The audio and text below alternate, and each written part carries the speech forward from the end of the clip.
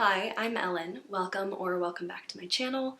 Today I am setting up my bullet journal for the month of April, and I wanted to give a shout out to AmandaRachLee.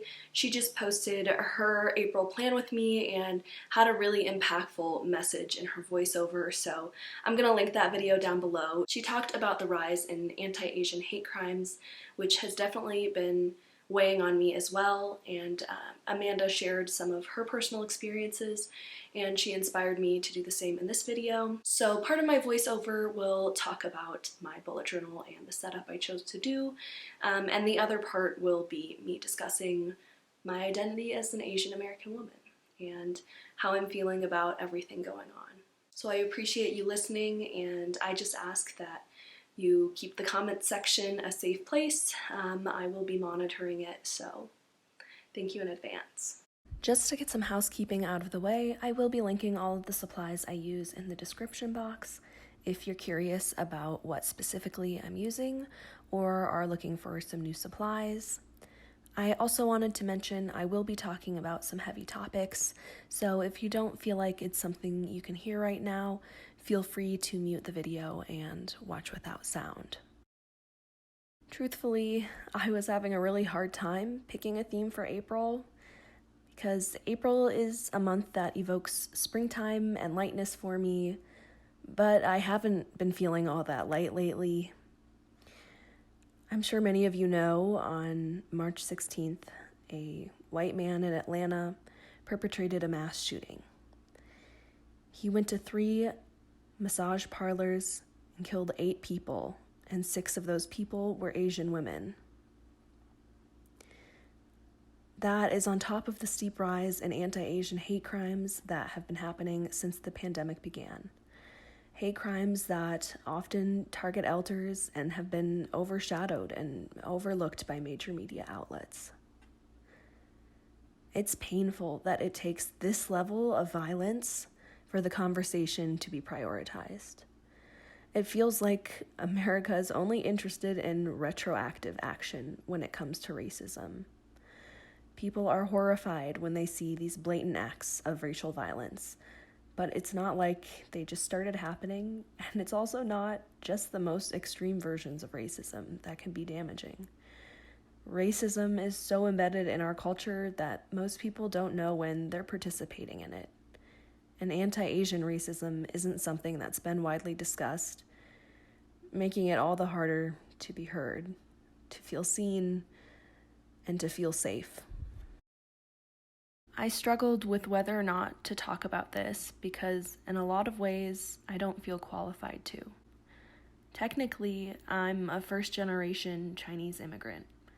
I was born in China, but I was adopted when I was a year old, and I was raised in Minnesota by white parents and have had all of the advantages that come with that, aside from being white myself.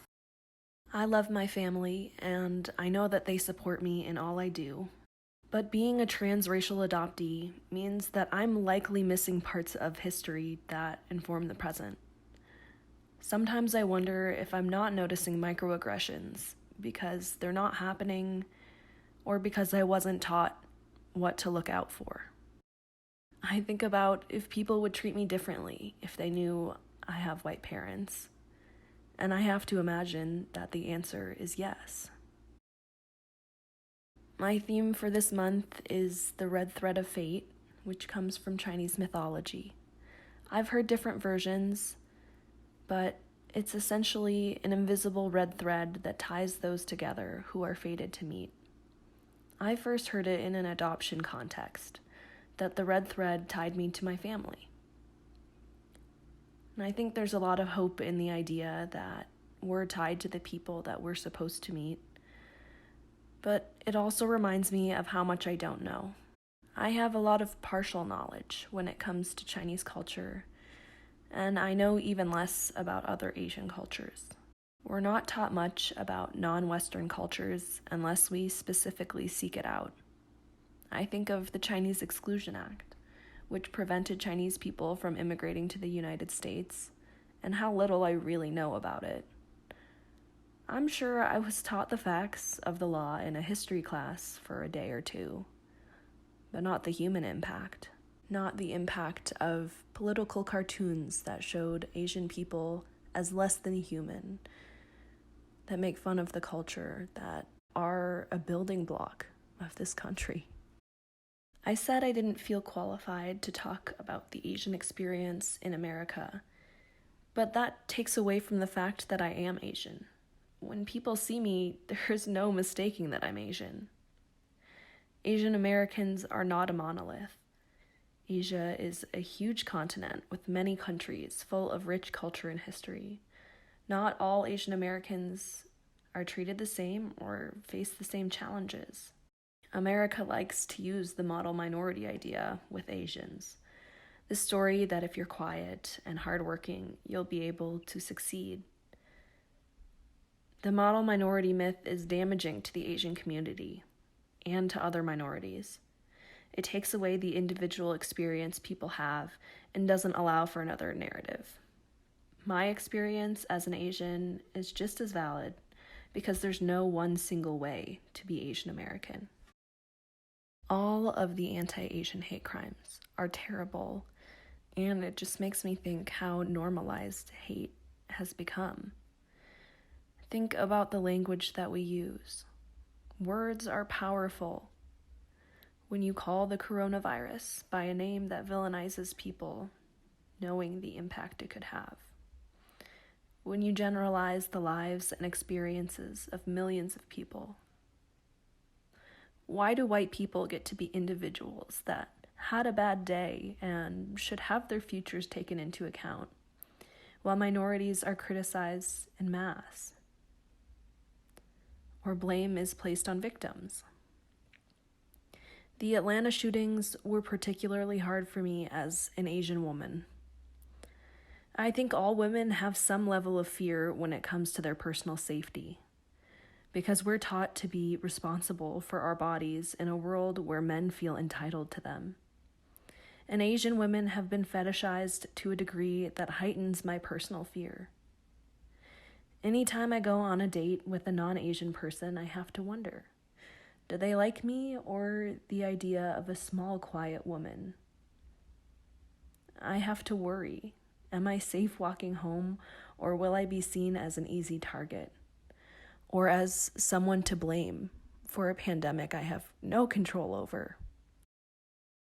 I don't know that this video will have much of an impact, but I hope that my words reach someone who needs to hear them.